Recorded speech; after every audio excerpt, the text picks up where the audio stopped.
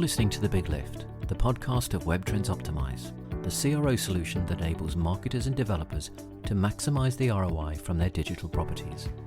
WebTrends Optimize is a powerful, feature-rich and easy-to-use solution, all delivered within a fixed price contract, with no additional cost for increased functionality ever. During these podcasts, we meet some of the key influencers within the testing and conversion world to understand their roles and examine their challenges. Today I'm chatting with Ben Bennett, founder and director of Second Voice. Second Voice is a business consultancy that supports companies of all shapes and sizes and at any stage of their journey, helping them to determine the best course of action for future success. This is done through a mix of training, coaching, mentoring, as well as business and financial modelling, established from over 20 years of hands-on experience in business development. Ben, you've had a career, I would say, predominantly in sales and working very much from a client-side perspective. Tell me a little bit about your career journey and what were the reasons for you to start your own business? Great question. I think the journey was quite a, when you look back, it's one of the ones that sort of appeared as it was always going to happen. And I remember being very young, being part of the Cubs and the Scouts movement. And we used to be a part of a donkey derby, which is a very, very low level version of the Grand National, where you just bring donkeys to a field and race them and bet on them. And there's lots of fates and things. And part of our involvement was going round selling tickets to this local donkey derby. So actually, looking at where my career led, I started at a very young age, knocking on doors, selling to people directly. But actually, when you move into the world of work, it was a entry into customer services, more of a need for a job as a young man, and was recognised quite quickly as somebody that was fairly confident in having conversations and asking questions and relatively curious. And that sort of was the way I fell into sales and progressed through a number of different sectors. So data, media, software, events, and as time went on, sort of become more skilled in the craft. And then started to take on more strategic positions within organizations, which was the element that I really enjoyed. So more of the planning and execution rather than the day-to-day of the customer acquisition piece. And from there, just really fell in love with the industry and with the psychology of selling as well, understanding human behaviors, why people say yes, why they say no, considerations, and building this into a far more constructed, logical way of going to market as a salesperson, as a business, and as a consultant as well.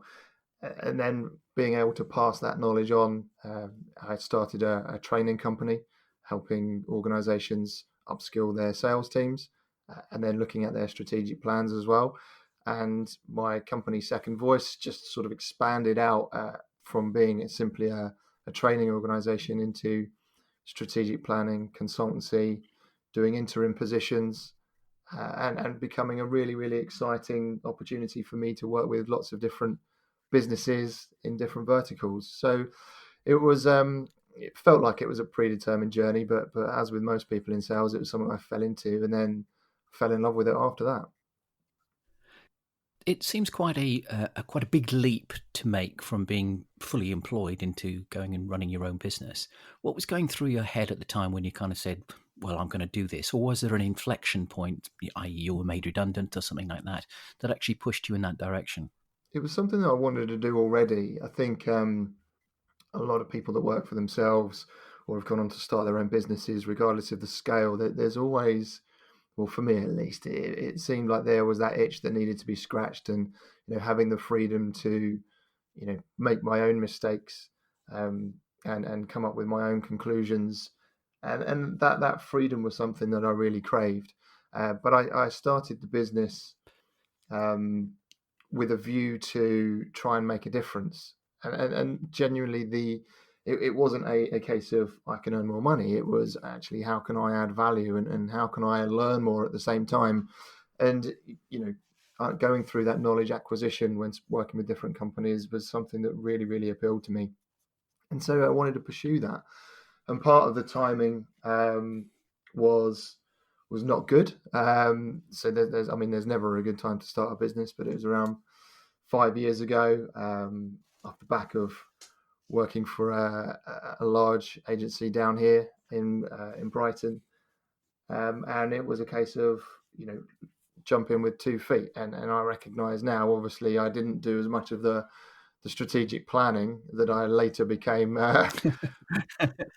known for. Well, exactly. Yeah, I'm meant to be teaching that, but I made all the mistakes, which was fantastic. And then when I fully relaunched the business in its current guise, I decided to do it at a time when we were moving house and having a child. So, as I said, timing, or either my choice of timing or the timing wasn't exactly ideal, but that's how we end up where we are today.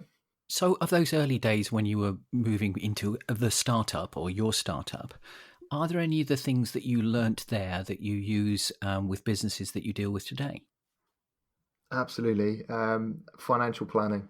And it was, from a sales perspective, I find it obvious how to acquire customers and how to work with and service those customers once you have them in a partnership. But the bit that I wasn't good at and actually didn't understand is how to manage company finances, how to pay myself. It seems really obvious now that I know, but all the tools that were available, your cloud accounting software, or actually employing an accountant and recognizing that I don't have to do all of these things myself. They were some of the fastest lessons and the hardest lessons I had. And it bothered me because I didn't know, and I didn't have the network to ask at the time within that area. And these are things that I'm learning more and more of as we go. And my poor accountant still gets me on the phone quite regularly. Not getting a grilling, they're actually fantastic, but they spend a lot of time with me, educating me, helping me understand. And that's been really useful because now I can then sort of pass that knowledge on, although I don't profess to be an accountancy professional by any stretch of the imagination.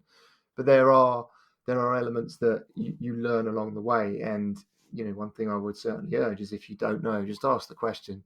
You're bound to have a friend or a family or someone in your network that you could ask.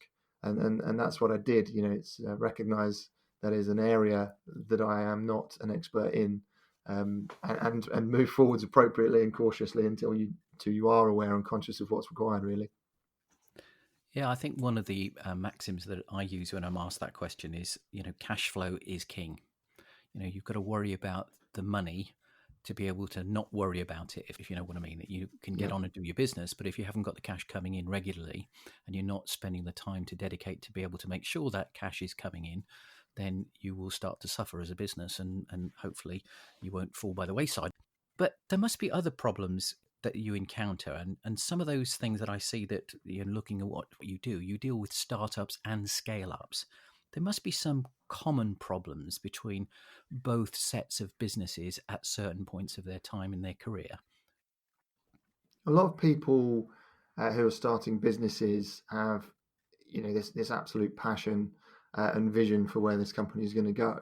And I tend to see a lot of businesses, not all, this isn't a sweeping generalization, but there is a distinct lack of understanding of who their audiences are and where they might be. So, if you're selling children's clothing online, actually, who are you advertising to? Is it new parents? Is it network groups on Mumsnet, or is it nursery communities? You're trying to understand who your audience is, where they are online and offline, and the right channels to market to them, and also understanding that it is a big enough market that you can acquire enough customers to make your business sustainable. So that's a really important one, is actually understanding who's going to be buying your product or service, and that comes back to market fit. The other piece I referenced in my own example, as cloud accounting software as one of them, but knowing what platforms and tools are available to you, both as a either a subscription model or free. There's lots of things out there to utilize, and one of the ones that, as a salesperson, that I use day in, day out with myself and with customers is a CRM.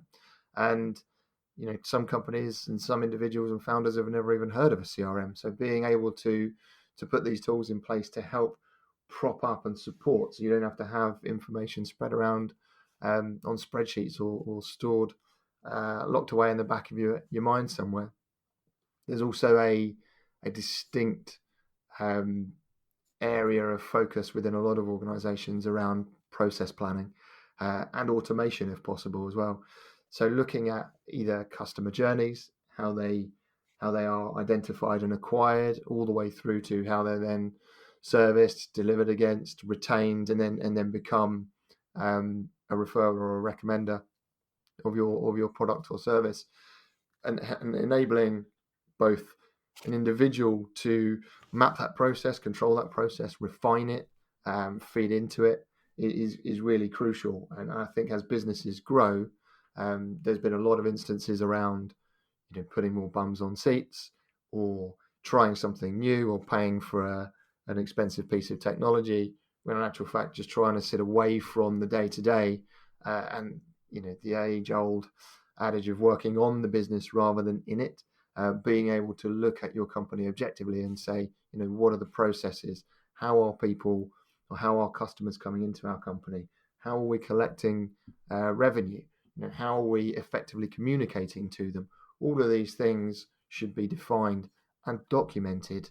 Otherwise, people retain information in their own minds, and it becomes a series of Chinese whispers when people move roles or leave the business, and you end up in quite a convoluted situation. When we want to try and make that as simple as possible, and it can be quite simple, albeit an arduous task to get it in place. But they're some of the three themes that I recognise across both startup and scale-up organisations, and obviously the financial awareness as well, which I mentioned earlier. You touched a little bit on it there with regard to the movement of people having information in their heads, etc., and kind of extrapolating that a little bit more. I would say that one of the fundamentals of business is being able to manage change. And obviously people change, mature along a business, they have different goals, they have different objectives, and they change at different paces. So what would your strategies be to be able to manage people managing change? That's an excellent question. I think if you look around, there are tons of theories and models to follow. I mean, ultimately, you've got to come down to the point where you're discussing the human's needs, the individual's needs, and what they are, what their involvement in the organisation is. There's nudge theory, which is, it's positive reinforcement and suggesting ways to do things. In actual fact, the definition of that is to enforce behavioural change and decision making with a group of individuals by suggestions and reinforcement and positivity. But that comes down to inclusion. You need to basically take people on that journey with you and help them understand what that change is about, why you're getting there. I mean, hopefully your listeners will be familiar with Simon Sinek and understanding the why. And a lot of organizations, either ignore that or don't focus on it. And it's more about, this is what we're going to do, and this is how we're going to do it. But you get people really bought in when they understand why they're doing it and the role that they can play within that.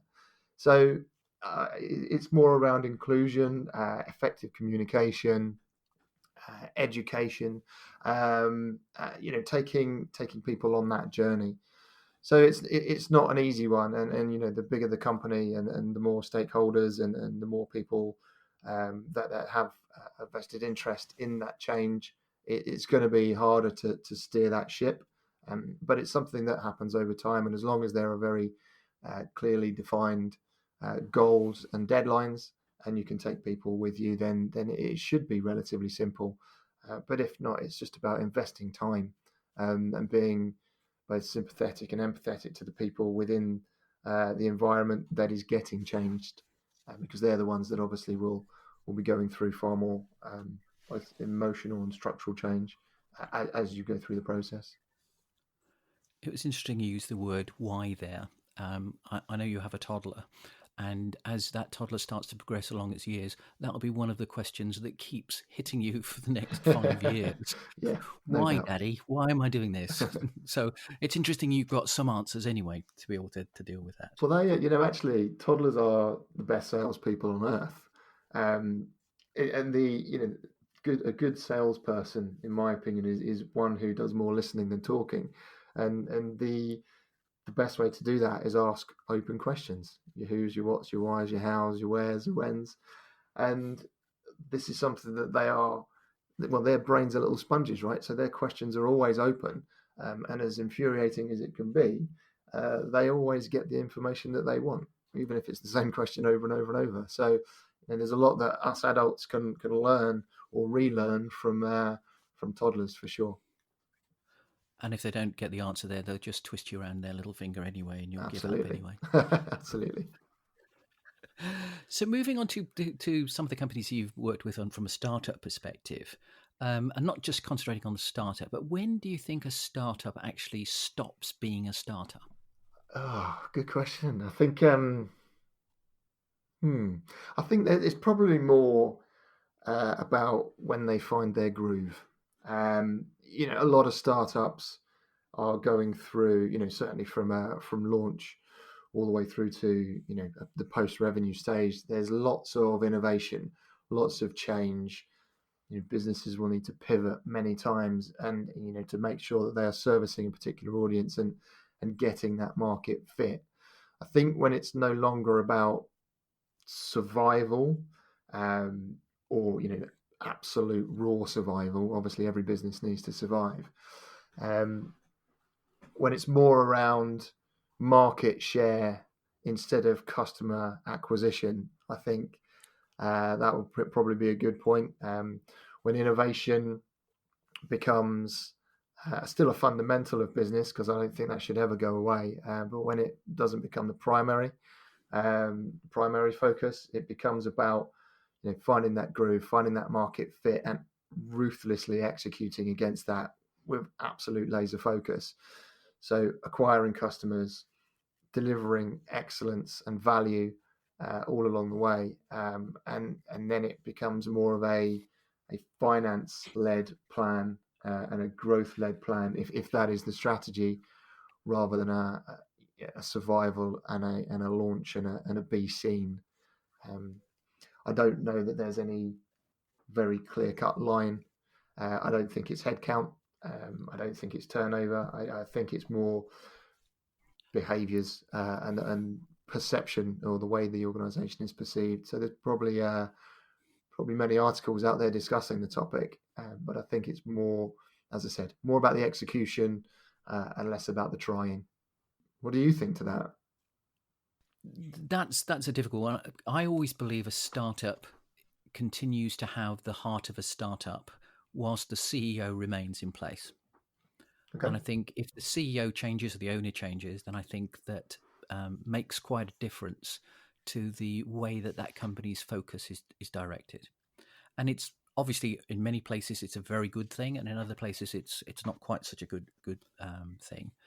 But I think that startup mentality is very much where I think both you and I would recognize that's that energy and that passion about doing what needs to be done when it needs to be done. Sure. And not being bound by titles or job roles or anything like that. It's just getting stuff done. And I think that, one of the questions I was thinking of extending that question is, which of those traits that you have in a startup do you think should continue beyond the first few years? Well, I think I mentioned earlier, it's innovation. If you stop innovating, then you're dead. You've got to keep moving, and there's a lot of businesses out there that have innovated and adjusted over the years. I think Nintendo, as one example, they started with playing cards and moved into the gaming space, which is quite a change. 3M, who will probably make or do not probably, they make sellotapes and blue tax, lots of stationery, and they've got thousands of products, tangible products, but they started out as a mining company. So, businesses will need to innovate and pivot and change. And certainly we've seen through the pandemic the way restaurants and other organizations have done something similar. They've had to adjust in order to survive. So innovation is going to be crucial. I think coming back to the finance point again, is you get to a size where, you hopefully are fortunate enough to have positive cash flow, lots of profit. And I don't think that's then an excuse to go wild and invest heavily in certain areas and spend. I think the mentality of working on a shoestring budget is really beneficial. I in my younger years was very bad with money. The second I had it burnt a hole in my pocket and I had to spend it. Now understanding in my older years how money works and what it can do for you, I'm less likely to start being separated from that money. And businesses should focus on that and have very tight budget controls. Doesn't mean you can't spend it, doesn't mean you can't spend large sums, but having those budget controls and something that as a business and as an individual, I always push whenever I'm working with companies is remain selfishly curious. That's a wonderful absolutely. phrase. That's Selfishly a wonderful curious. phrase. Selfishly curious. It's I need this knowledge. I want this knowledge. I want this network. I want this, information. And don't let anybody get in your way for acquiring that information. And I guess it's when you get traction. Never stop learning, never stop researching. There may be a new market, a new audience, a new opportunity, but unless you're researching, learning, networking, you won't know that. It's very rare that these ideas land at your feet. So selfishly curious. So moving from that startup phase into the kind of the more scale-up part of businesses. So how do you, in your role, manage to stimulate individuals within companies that are long-serving and have been in the startup from the beginning? And more importantly, they probably believe they already have the answers. Well, let's first consider that they may. What I do is work with not just founders, I work with the teams within the businesses.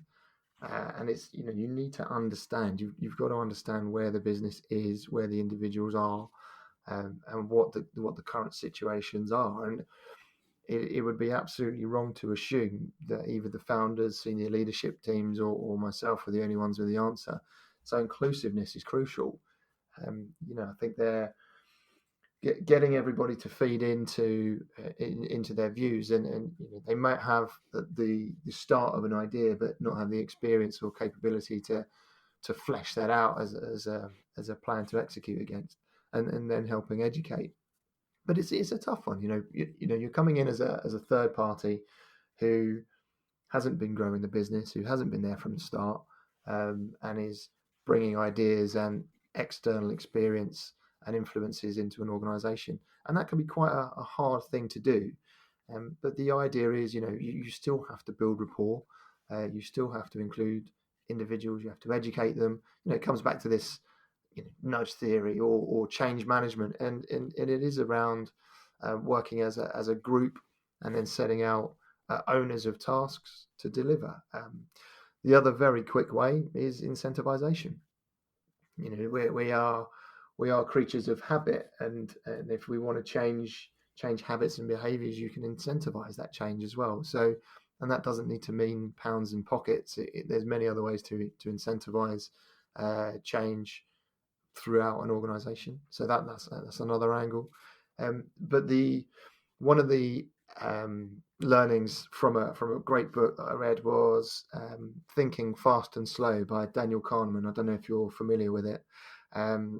But he talks about the way the mind works, and it's two types of thinking. You've got system 1 and system 2, and system 1 is it's a learned behavior. It's bias. It's very quick and responsive. So 2 + 2 is very clearly 4, and we can answer that very quickly. But if you start to do 327 divided by 19, all of a sudden that is a system 2 type thinking where you need to stop and give a far more considered thought process before delivering an answer. And the reason I mention this is you're asking questions of people that are moving them out of their familiarity or immediacy bias, where this is me, myself, and I in my little pod, in my bubble. This is what we know, and this is how we do it. But then asking questions that forces them to consider alternatives and different situations, and that's true in sales, but it's very true in any form of influence, and it's not necessarily um, having a way of getting the answers you want. It's just enabling an individual to consider something outside of the status quo to them, and encouraging a different thought process that might lead them to a conclusion that wouldn't necessarily be their immediate go-to trusted, safe space. It may be uncomfortable, but they may recognize that it is the right thing. So again, it's around asking the right questions, building rapport, educating, including, and potentially incentivizing as well.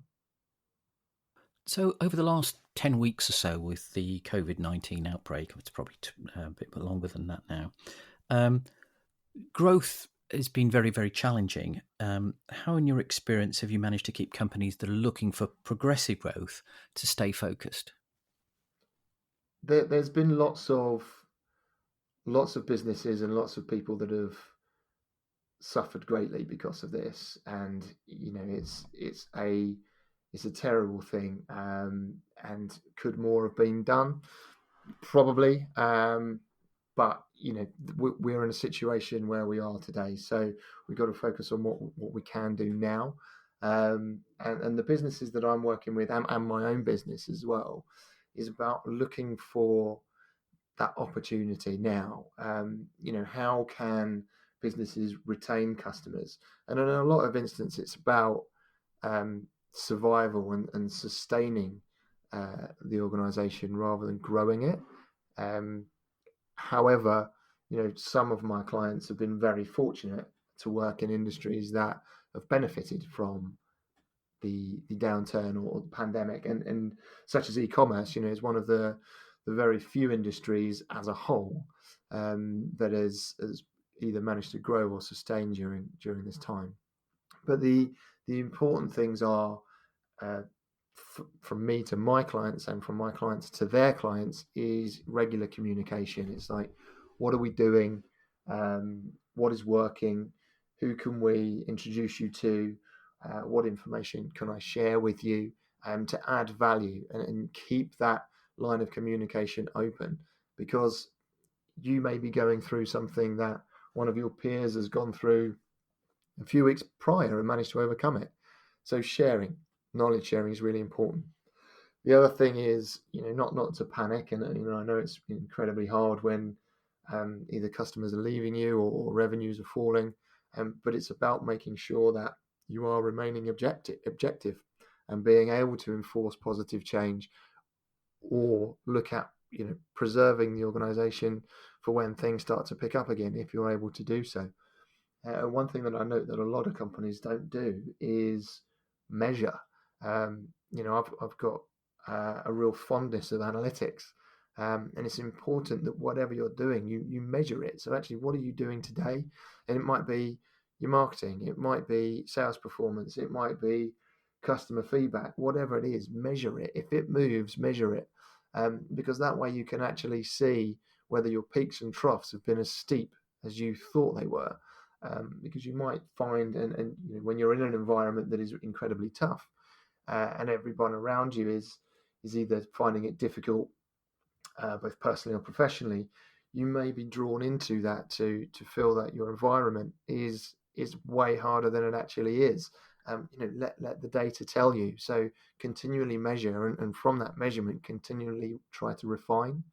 And again, it comes back to another point, is that education. Keep educating yourself, keep educating others. What works, what doesn't, share. I don't know about you, but I've seen lots and lots and lots of content going into LinkedIn, Slack channels, where people are being far more supportive of other companies. And there is definitely a business community feel that wasn't there before this. And actually that is really, really encouraging. And the way I see business being the most successful moving forwards. But there is lots of information out there. Read, watch videos, and network and talk to peers. Don't suffer in silence. And because the best thing that you can do is ask for help, and that just comes down to regular communication. So, I think it's a tale of two halves. This pandemic. Some businesses have done incredibly well. Others haven't been so fortunate. And then there's obviously that middle ground who are sustaining. So there's lots of different things you can do, and I don't think there's one thing that's gonna save any company. I mean, how have you seen your clients cope with the times? I think it's exactly the same as you say. There are some which are benefiting from it and some which are troubled by it, let's put it that way. And I think that it's trying to be able to, as you say, analyze what's happening and then don't have a knee-jerk reaction to it. Try and look at the business as a whole and what you can do to be able to make that within these circumstances different. And you said it very early on about being able to listen as opposed to talk. It's listening to what the market is doing, listening to what your customers are doing or our customers' customers are doing, and being able to understand what's best for those end user customers will be best for the business. And I think it's just very much about communicating and being able to understand, who you're doing business with and why you do business with. Ben, we're running pretty close to just about half an hour now. I've got a couple of what I would now describe as very quick fire questions.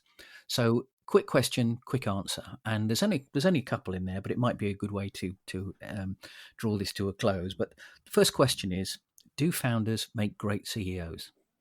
I've got to be careful what I say here. No, I think that is not something that you can answer as a sweeping generalization. I think it comes down to the human being. Some people with great vision can also execute and lead incredibly well.